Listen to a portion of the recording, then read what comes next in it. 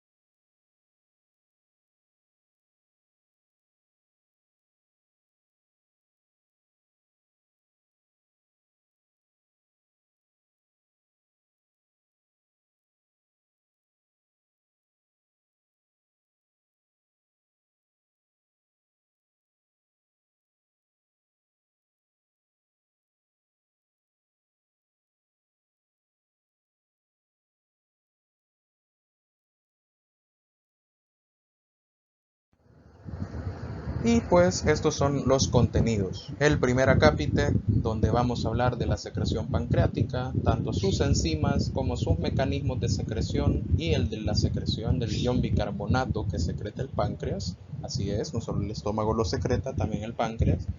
La regulación de la secreción a nivel hormonal y nerviosa y sus fases.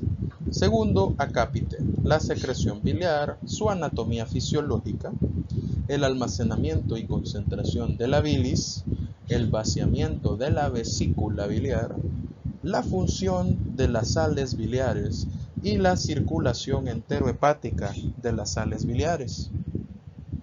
Y por último, nuestro tercer acápite, que también será desarrollado por Guyton, vamos a tener la secreción del intestino delgado, tanto el moco de las glándulas de Brunner como la secreción de jugo digestivo por parte de las criptas de Liverpool, la regulación de esta secreción y la secreción del intestino grueso para finalizar esta clase. Se estarán preguntando ustedes entonces por qué las enzimas digestivas o los productos del jugo pancreático pueden generar una deficiencia de la absorción. Es bien sencillo de analizar fisiológicamente. Fisiológicamente, el estómago no degrada con sus enzimas hasta los productos terminales de las biomoléculas. Eso ocurre gracias únicamente al jugo pancreático. Y de hecho, en la cuarta y última clase, la siguiente después de esta, se va a abordar con eficiencia más al respecto de esos productos terminales. De momento vamos a hablar sobre los productos secretorios pancreáticos. Ahí está el cuadrito, ¿verdad?, que aparece en Levitsky, la página 518, donde nos habla de los productos terminados de la secreción pancreática. En su mayor parte el sitio de síntesis y secreción de enzimas, las cuales entran en cuatro grupos enormes: proteasas, enzimas amilolíticas, lipasas y nucleasas. Además, se producen otras proteínas que modulan la función de los productos secretorios pancreáticos, como la colipasa, que veremos más adelante actuando de la mano con la lipasa, y los inhibidores de tripsina. Por último, el páncreas secreta el péptido monitor. Péptido monitor representa un mecanismo de retroalimentación o retroacción, según Levitsky, importante, que enlaza la capacidad secretoria pancreática con los requerimientos del intestino para la digestión.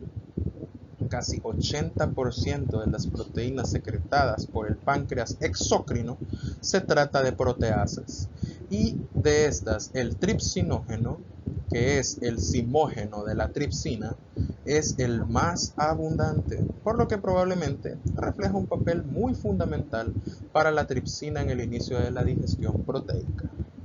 Al igual que el pepsinógeno en el estómago, las proteasas pancreáticas se empacan y almacenan como precursores inactivos.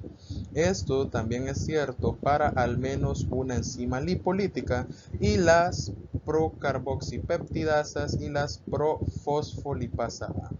En el caso de la lipolítica que menciona el libro es la profosfolipasa A, claro, la pared celular del páncreas está hecha de fosfolípidos y por eso es que necesitamos que la fosfolipasa A se encuentre como simógeno, porque si no va a digerir la pared celular.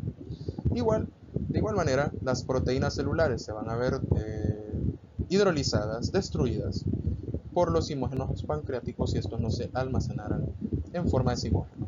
Como les decía, procarboxipeptidasa A y B son otros dos ejemplos de proteasas pancreáticas. La necesidad, pues, se explica ligeramente en Levitsky de por qué estos simógenos deben permanecer inactivos, ¿verdad? Básicamente es lo que les he comentado yo en este momento.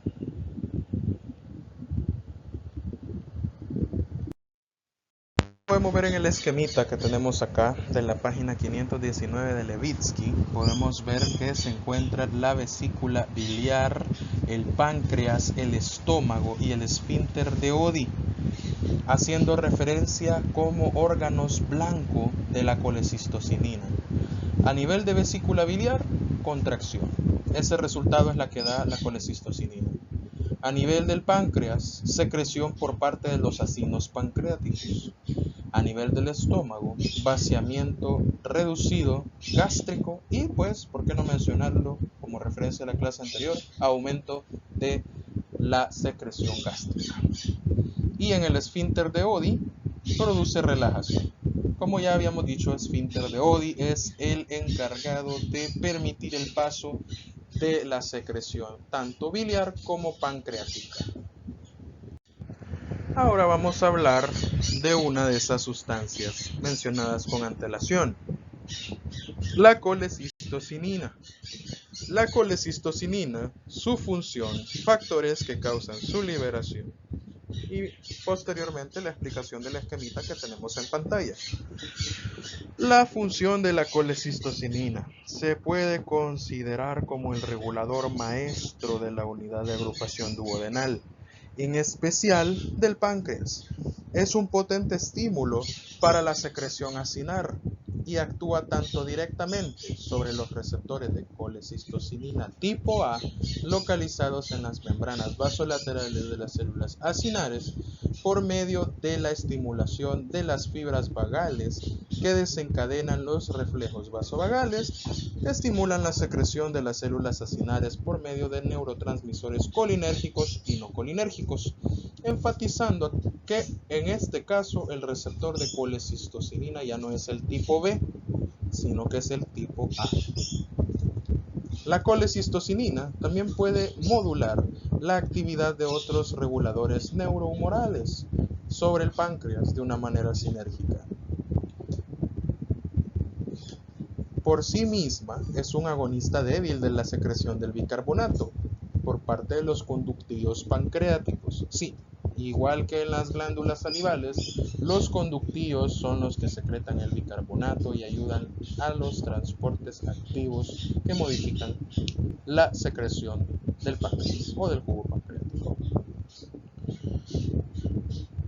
Bueno, potencia de un modo notorio el efecto de la secretina sobre este mecanismo de transporte. Por lo tanto, durante las respuestas integradas de una comida, es probable que la capacidad de la secretina para desencadenar secreción pancreática de bicarbonato sea amplificada por ocurrir contra el trasfondo de un tono constante de colecistocinina. La colecistocinina afecta de manera predominante la secreción de las células acinares durante la respuesta inicial a la comida, tanto en la fase cefálica y gástrica. Las secreciones pancreáticas, como ya se dijo, aquí son de bajo volumen y tienen una concentración alta de enzimas y precursores. La secreción enzimática pancreática, no así la de bicarbonato, ocurren en respuesta a una comida y pueden en esencia reproducirse mediante la administración por vía intravenosa de colecistocinina exógena en un momento postprandial.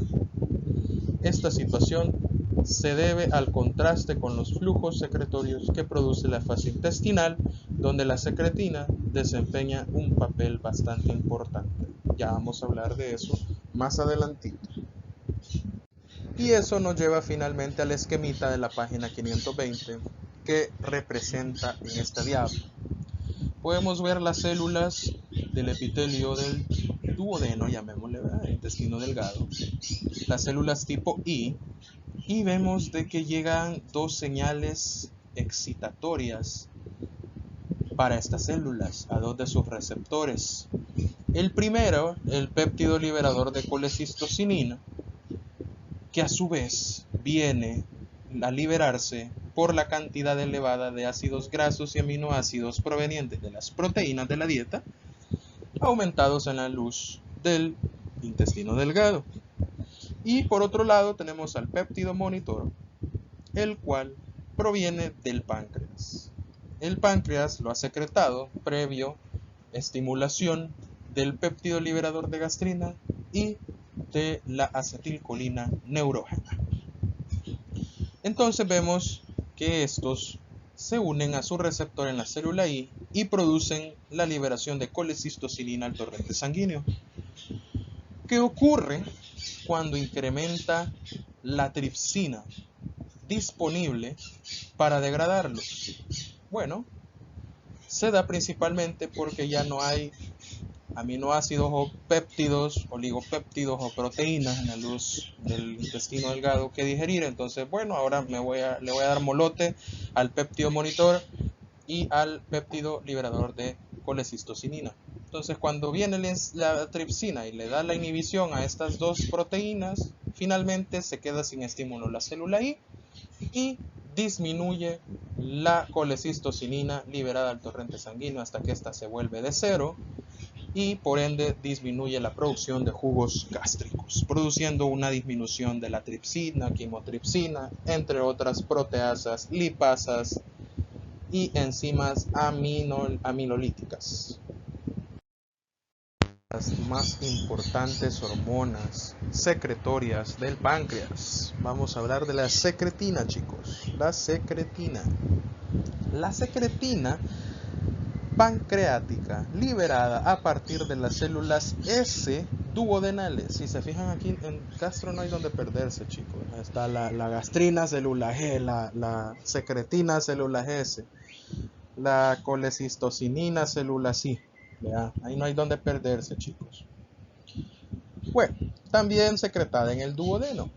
Cuando la comida entra al intestino delgado, el volumen de secreciones pancreáticas aumenta rápidamente y cambia desde un líquido rico en proteínas de bajo volumen hacia una secreción de alto volumen a medida que aumenta la tasa de secreción, el pH y la concentración de bicarbonato en el jugo pancreático, que también se ven incrementadas.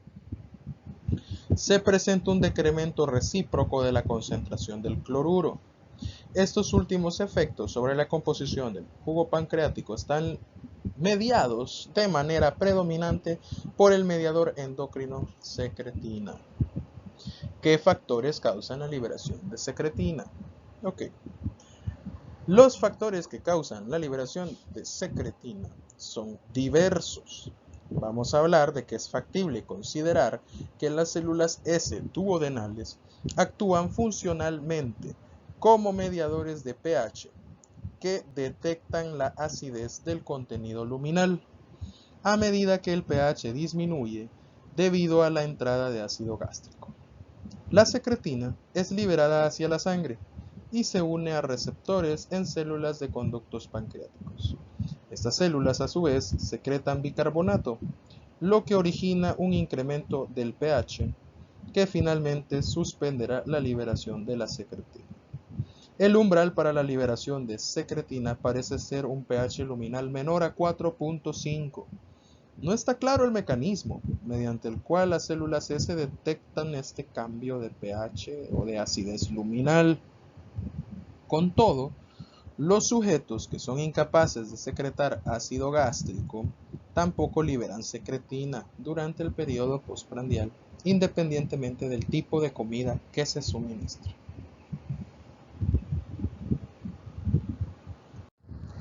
Para hablar de este componente, que es la regulación de la secreción pancreática, necesitamos entender cómo funcionan las células acinares y las células de los conductíos. Sí, así es, igual que la histología de la glándula salival. Las células acinares pancreáticas sintetizan los componentes proteináceos del jugo pancreático y los introducen en gránulos de zimógeno que son almacenados en su polo apical.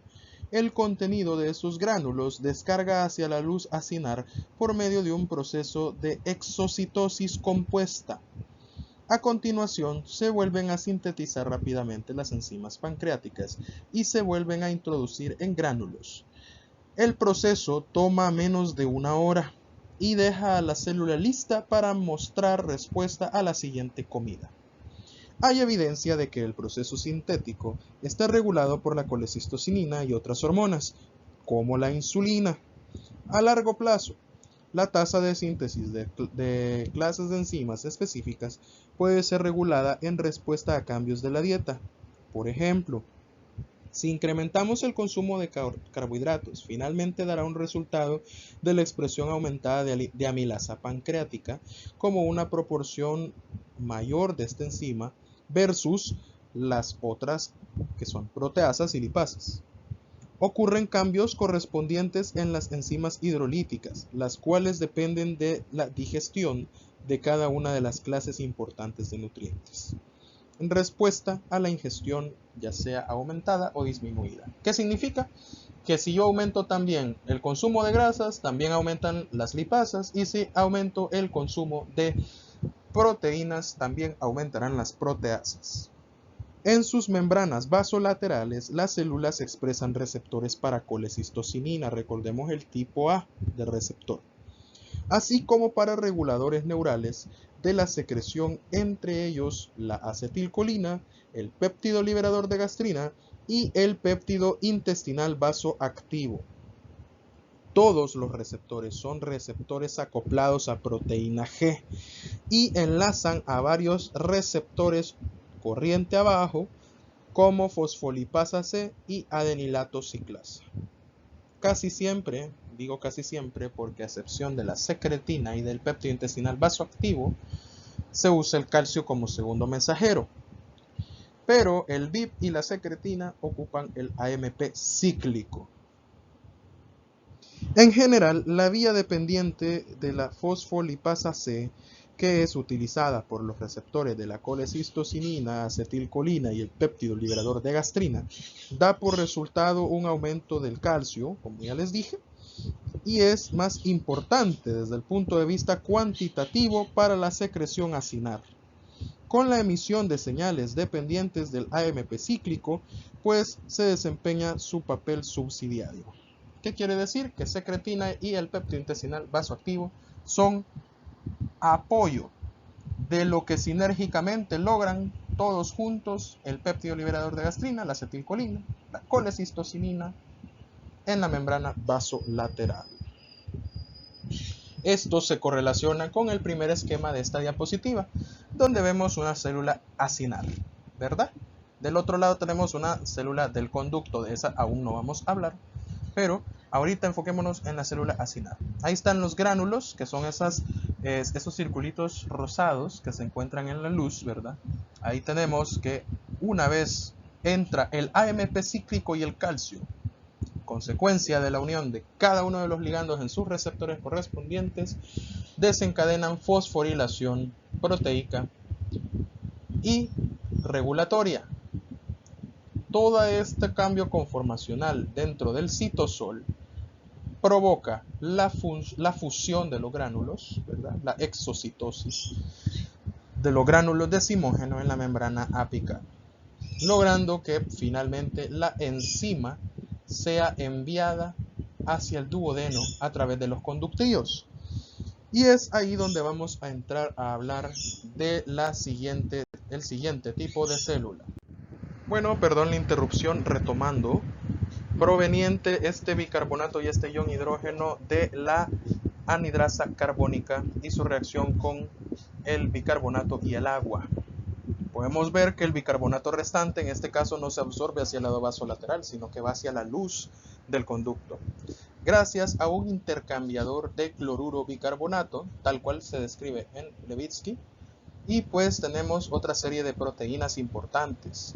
Por ejemplo, el bicarbonato que entra desde el resto del cuerpo a través del intercambiador de sodio bicarbonato.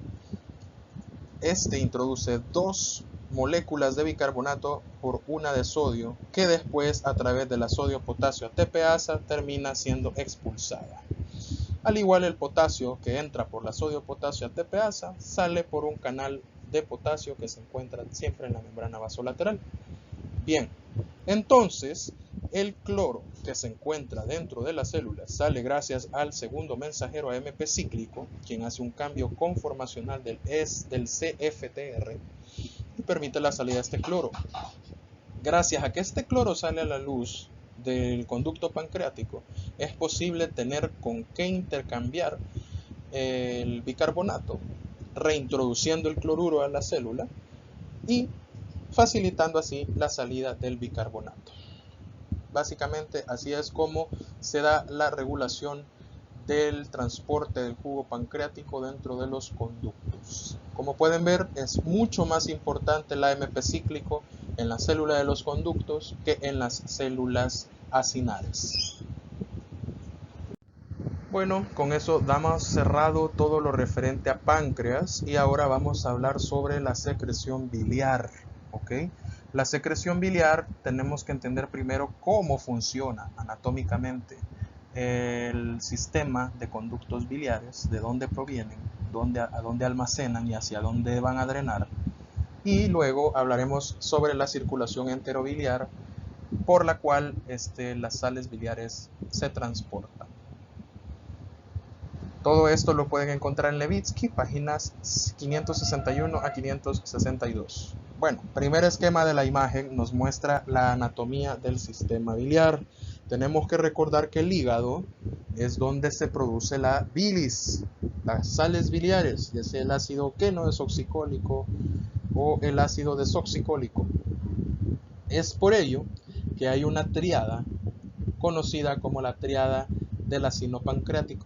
Eso también se encuentra en Levitsky, que está constituida por la arteria del acino hepático, la vena del acino hepático y el conducto biliar hepático.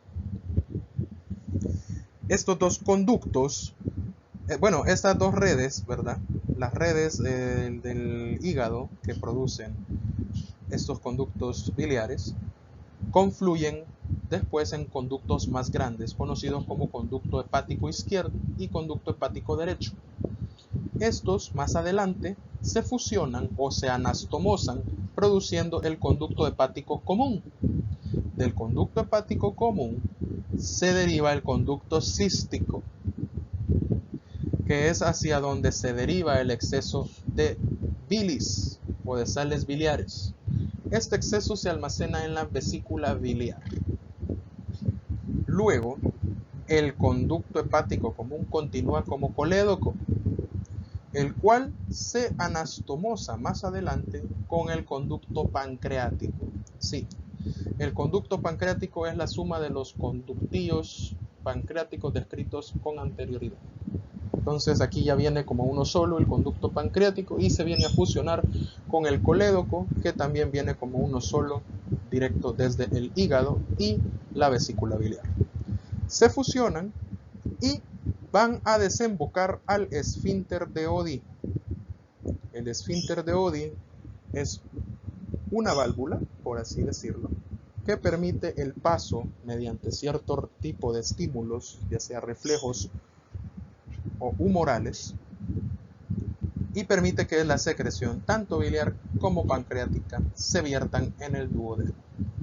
Es así como se logra el proceso de transportar todas estas sustancias prodigestivas hacia el intestino delgado para su ejecución.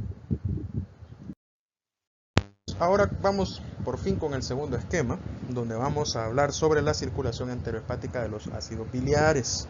Como podemos observar en el esquema, tenemos una línea, una flechita negrita que se encuentra dentro del duodeno y apunta hacia el íleon terminal.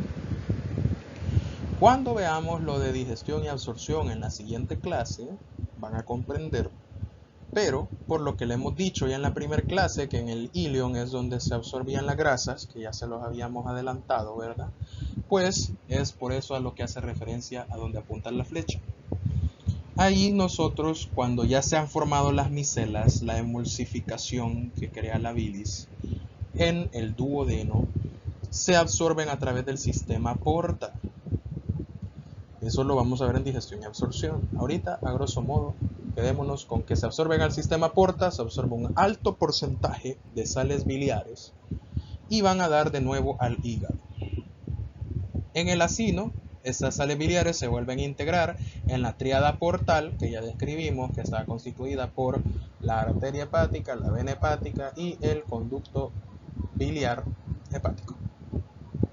Entonces, básicamente a esto es a lo que le llamamos la circulación enterohepática de sales biliares. Sistema porta hepático,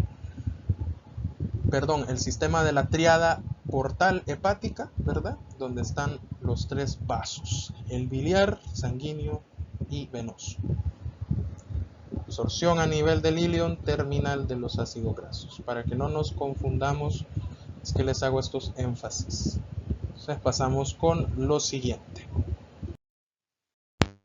Bueno, ahora vamos a hablar sobre el almacenamiento y la concentración de las sales biliares. Para ello tenemos que hablar sobre la composición biliar a lo largo de toda la vía biliar, así como hablamos de la saliva a lo largo de los acinos y de los conductillos.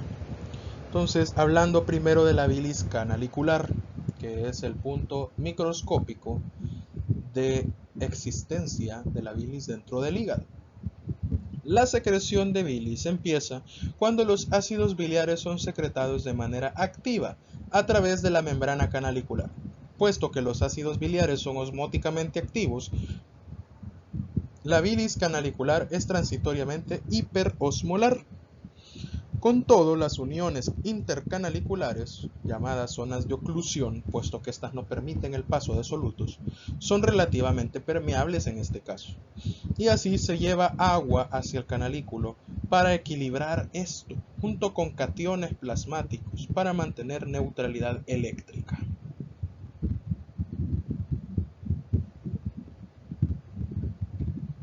La composición de la bilis canalicular también se ve modificada por la secreción activa de factores adicionales desde los hepatocitos.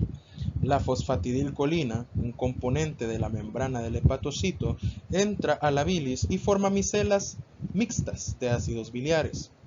La proporción entre fosfatidilcolina y ácidos biliares es aproximadamente de 0 a 3 puntos. Aunque la fosfatidilcolina solo es uno de los fosfolípidos presentes en la membrana plasmática del hepatocito, es secretada de manera selectiva hacia la bilis. Esto se halla mediado por la proteína de resistencia a múltiples fármacos tipo 3, la vamos a llamar MDR3, que voltea o desdobla moléculas de fosfatidilcolina desde su posición normal en la capa interna de la membrana canalicular y las eyecta de manera específica hacia la luz canalicular como vesículas, las cuales a continuación se fusionan con los ácidos biliares secretados para formar las micelas mixtas. Entre otros factores que ustedes pueden buscar en Levitsky. Como les digo acá, solo es la generalidad. Vamos ahora a hablar de la bilis dentro de los conductíos. A medida que la bilis sale de los canalículos, es transferida hacia los conductíos biliares de menor tamaño, por medio de estructuras conocidas como los canales de Hering.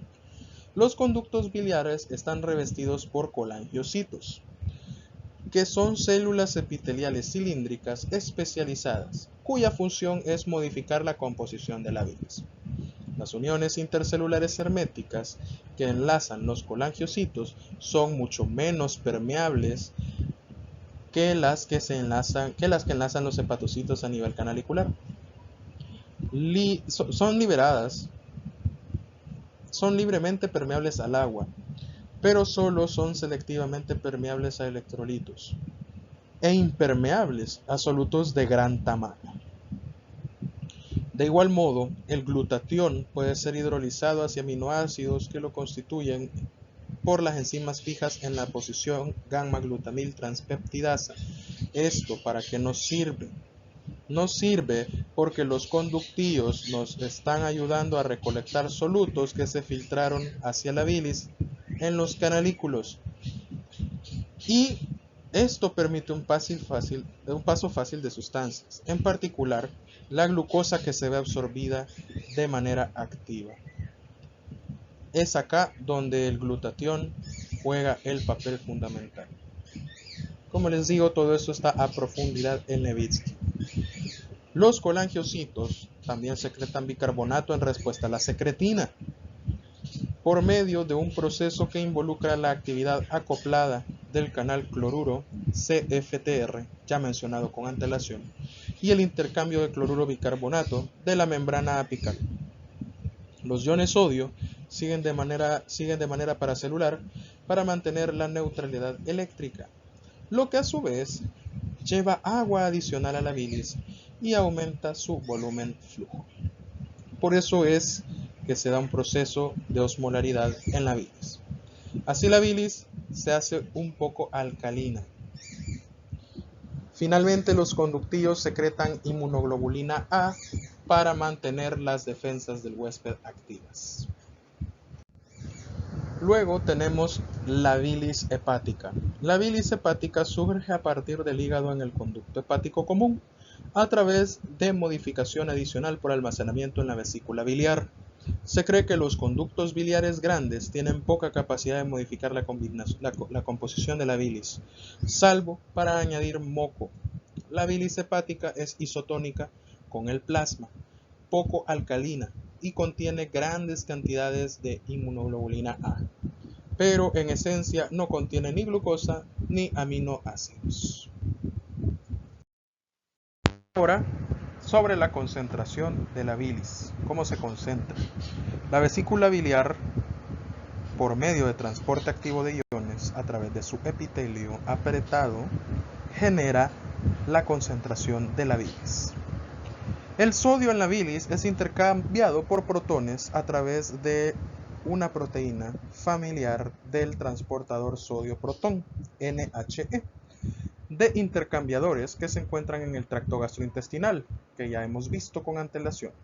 Los protones que son secretados hacia la bilis almacenada reaccionan con los iones bicarbonato, lo que da como origen CO2 y agua. El CO2 difunde de manera pasiva hacia afuera de la luz de la vesícula biliar y puede reabsorberse agua.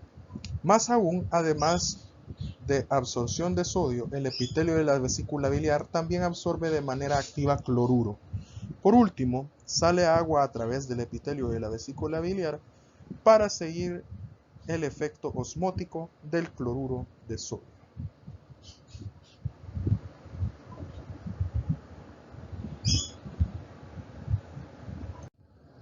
Es aquí donde se nos presenta el esquema que pueden ver en su libro de Levitsky, página 572, donde tenemos una de las células de la vesícula biliar que se encuentra realizando su concentración biliar. Ahí nosotros podemos observar de un lado el torrente sanguíneo y del otro la luz de la célula. En la luz se encuentra la bilis. Entonces tenemos un cotransportador de sodio-protón. Mete sodio, saca un protón y en la luz biliar, en la luz vesicular, podemos observar la reacción donde se produce agua y dióxido de carbono a partir del bicarbonato y el protón de hidrógeno. Luego, desde una fuente desconocida de cloruro, ¿verdad?, se reabsorbe el cloro y no sabemos cómo hace su disfunción hacia el torrente sanguíneo. Todavía no se ha identificado la proteína. También tenemos una sodio-potasio ATPasa. El esquema no le colocó el ATP, pero sí es una sodio-potasio ATPasa. Y por último, observamos que las uniones son oclusivas y no permiten que pasen solutos. Principalmente bloquean el paso de los ácidos biliares, los cuales no deberían de regresarse al torrente sanguíneo. Básicamente eso explica el esquema. La vesícula biliar tiene una importante función motora. Esta es la contracción postprandial que coincide con el vaciamiento gástrico hacia el duodeno. La entrada del alimento desencadena la liberación de una serie de mensajeros neurohumorales que aumenta el tono de la vesícula biliar, incrementando la colecistocinina, la cual ya vimos que sirve para que desempeñe estas contracciones, liberada a partir de las células que reviste la luz duodenal, viaja por el torrente sanguíneo y se une de manera directa a los receptores tipo A de colecistocinina sobre las células del músculo liso de la vesícula biliar. Además, la colecistocinina activa fibras aferentes vagales en la pared del duodeno, y estas a su vez inician el reflejo vasovagal que libera acetilcolina en la sinapsis de la vesícula biliar, lo que aumenta todavía más la contractilidad. Bueno, entonces esta bilis baja, sale hacia el colédoco y llega al esfínter de Oddi.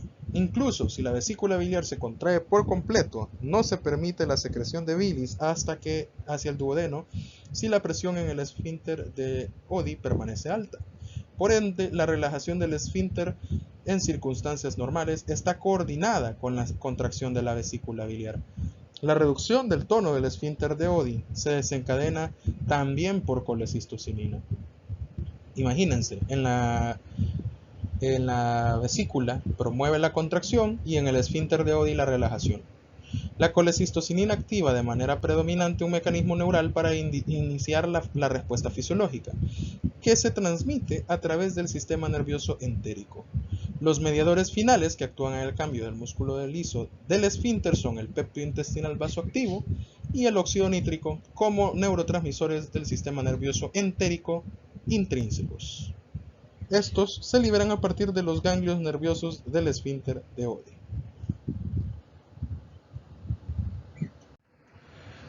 La explicación nos la da el esquema que vemos a continuación, esquema de cómo se desarrolla la contracción de la vesícula biliar, su control neurohumoral y la secreción de la bilis. Como podemos observar, en el duodeno se nos muestra que hay nutrientes siendo absorbidos. Esto genera que la colecistocinina vaya a la sangre a través de las fibras aferentes vagales, llegan al conocido complejo vagal dorsal, donde se integra esta información, y a través de fibras eferentes envía señales tanto a la vesícula biliar como al esfínter de Oddi, donde se recibe señales en forma de óxido nítrico y péptido intestinal vasoactivo que producen la apertura del esfínter. Mientras que en la vesícula biliar, tanto por las fibras eferentes vagales que llevan acetilcolina, como por el torrente sanguíneo que lleva colecistocinina hacia el músculo liso de la pared de la vesícula, causan la contracción resultante, la evacuación del contenido de sales biliares y, previo a apertura del esfínter de Oddi, la llegada de la bilis al duodeno. Recordemos que también se conectaba, previo a llegar al esfínter de Oddi, con el conducto pancreático. Entonces se vierten ambas secreciones al mismo tiempo. Bueno chicos, vamos a hablar sobre las características y la función de las sales biliares. Las características, una de las principales es que son anfipáticas. Quiere decir que son igualmente solubles en compuestos hidrofílicos y en compuestos lipofílicos, pero por arriba de una cierta concentración llamada concentración micelar crítica o CMC. La molécula de ácido biliar son espontáneamente autoasociadas hacia estructuras que se conocen como micelas, en las cuales las caras hidrofóbicas están enmascaradas desde el ambiente acuoso circundante.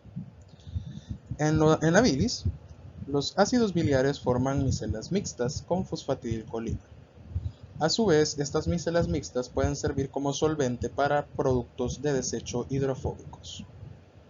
Los ácidos biliares conjugados están presentes tanto en la bilis como en el contenido intestinal en forma de aniones, porque tienen una pKa más baja que las formas no conjugadas. Recordemos que se conjugan con ácido glucurónico.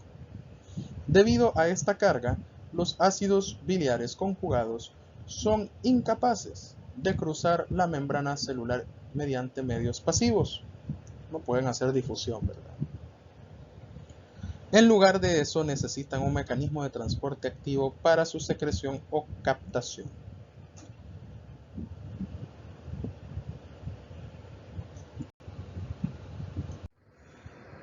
Finalmente, mencionarles la principal función de las sales. La principal función de las sales se llama emulsificar. La emulsificación es un proceso mediante el cual se solubiliza un compuesto lipofílico en un medio acuoso hidrofílico. Básicamente eso se logra a través de las micelas antes mencionadas y es la principal razón de ser de las sales biliares. Dando ya por finalizados los componentes biliares, vamos a pasar al intestino delgado y al intestino grueso, pero principalmente abordando el intestino delgado primero. Vamos a hablar sobre las secreciones principales, y es que tenemos la secreción de moco por las glándulas de Brunner en el duodeno. En la pared de los primeros centímetros del duodeno, especialmente entre el píloro gástrico y la ampolla de Vater, que es donde desemboca el esfínter de Oddi, existe un amplio conjunto de glándulas mucosas compuestas, llamadas glándulas de Brunner. Estas glándulas secretan una gran cantidad de moco alcalino en respuesta a tres estímulos principales. Primer estímulo: los táctiles o irritantes de la mucosa duodenal. Aquí entra el pH, aquí entra la distensión. El segundo, estimulación vagal, que aumenta la secreción por las glándulas de Brunner, al mismo tiempo que la secreción gástrica. Aquí estamos hablando de reguladores neurocrinos y endocrinos. Tercero, las hormonas gastrointestinales, en especial la secretina, que hablamos de factores intrínsecos del sistema nervioso entérico. La función del moco secretado por las glándulas de Brunner consiste en proteger la pared duodenal frente a la digestión por el jugo gástrico muy ácido procedente del estómago. Además, el moco contiene una gran cantidad de iones bicarbonato que se suma a los de la secreción pancreática y biliar para neutralizar el ácido clorhídrico del estómago que penetra en el duodeno. La estimulación simpática inhibe las glándulas de Brunner.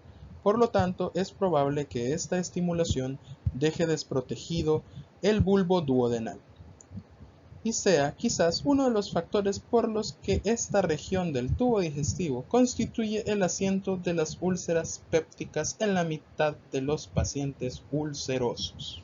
Es una manera de dato curioso que se puede añadir. Seguimos con la secreción de los jugos digestivos intestinales que se da por las criptas de Lieberkühn. A lo largo de toda la superficie del intestino delgado existen unas pequeñas invaginaciones o depresiones llamadas criptas de Lieberkühn. Vamos a ver en la siguiente diapositiva un esquema de ellas. La superficie de las criptas y de las vellosidades intestinales están cubiertas por un epitelio formado por dos tipos de células: las conocidas células caliciformes, que se encargan de secretar moco lubricante y protector de la superficie intestinal, y un gran número de enterocitos, que en las criptas secretan grandes cantidades de agua y electrolitos, mientras que en la superficie de las vellosidades adyacentes se reabsorbe tanto el agua como los electrolitos, junto con los productos finales de la digestión, o sea, las biomoléculas. Los enterocitos de las criptas producen una cantidad cercana a 1.8 litros diarios de secreción intestinal, formada casi en su totalidad por líquido extracelular puro con un pH alcalino de cerca de 7.5 a 8. Estas vellosidades absorben esta secreción con gran rapidez, pero la circulación de líquido desde las criptas a las vellosidades aporta un vehículo acuoso para la absorción de sustancias del quimo que entran en contacto con las segundas. Luego vamos a discutir el mecanismo de la secreción de líquido acuoso. El mecanismo no está claro, pero al menos hay dos procesos activos reconocidos. El primero, la secreción activa de iones cloruro de las criptas. Esto genera un efecto osmolar que jala el agua. Y el segundo, la secreción activa de iones bicarbonato. Estos dos iones hacen el arrastre eléctrico del sodio, que es el que por su carga positiva a través de la membrana ayuda a que el líquido se mueva por osmosis. Enzimas digestivas contenidas en la secreción del intestino delgado. No todo lo que secreta el páncreas, no solo el páncreas secreta enzimas, sino que también el intestino delgado. Cuando se reconoce la secreción del intestino delgado sin restos celulares, apenas contiene enzimas. Sin embargo, el enterocito de la mucosa, sobre todo a nivel de las vellosidades, contiene enzimas muy importantes que pueden ayudarnos a digerir proteínas y a digerir carbohidratos. El primer tipo de estas enzimas son varias peptidasas que forman péptidos pequeños y los convierten en aminoácidos al fraccionarlos. La segunda, las 4 enzimas que descomponen disacáridos: la sacarasa, la maltasa, la isomaltasa y la lactasa. Y una tercera familia de enzimas que es la lipasa intestinal. Esta escinde el enlace fosfodiéster establecido entre el glicerol y los ácidos grasos.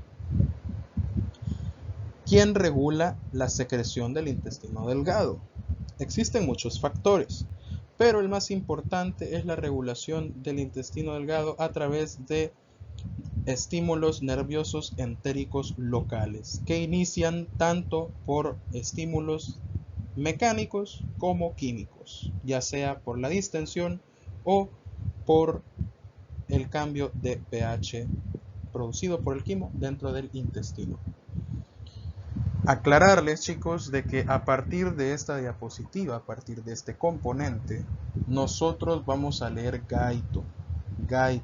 Repito una vez más, de esta parte se les evaluará de Guyton, no de Levitsky. ¿Ok? Y aquí está el esquema al que hacíamos referencia en la diapositiva anterior. Pueden encontrarlo en la página 786 de Guyton. Y aquí pues estamos viendo una de las criptas de Liverpool. Podemos ver las células caliciformes produciendo el montón de moco, las células epiteliales y las células de Paneth. Ahí está, esa es la cripta para efectos ilustrativos. Y llegamos por último a la zona más distal del tubo digestivo, donde vamos a abordar la secreción del intestino grueso, o también llamado colon.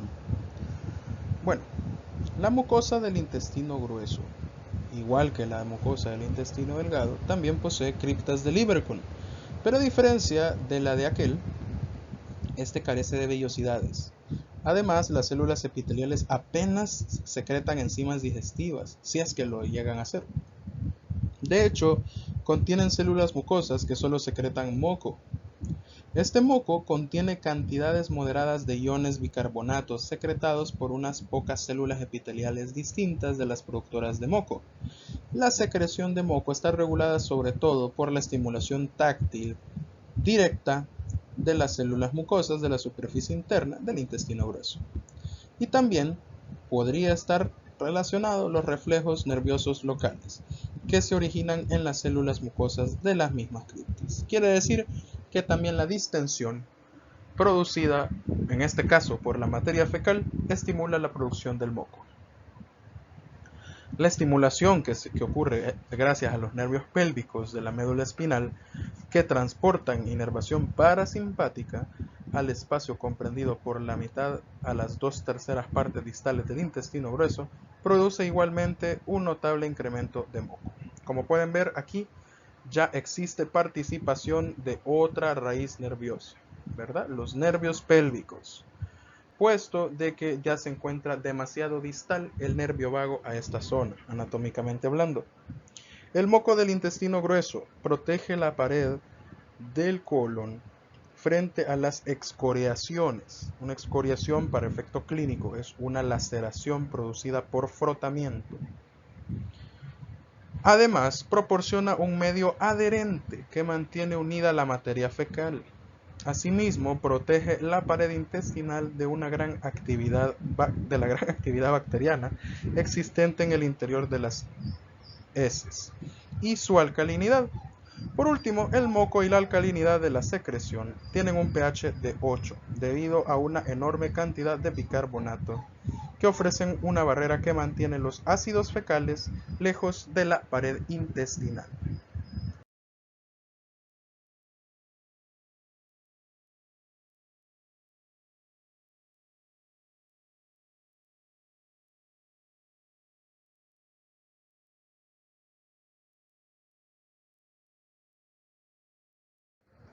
Bueno, chicos y chicas, cipotes, ya está esta clase. Hasta aquí llega, ¿verdad? Y lo demás, pues tienen que leerlo de Levitsky y de Guyton según las instrucciones que les he dado. Nos vemos en la siguiente clasecita, que sería la clase de digestión y absorción de nutrientes, con la que vamos a cerrar la unidad. Así que muchos éxitos y estudien mucho. Siempre su libro de texto, nunca se conformen con lo que hay en la diapo. Pasen un feliz día, tarde o noche y nos vemos en la siguiente clase.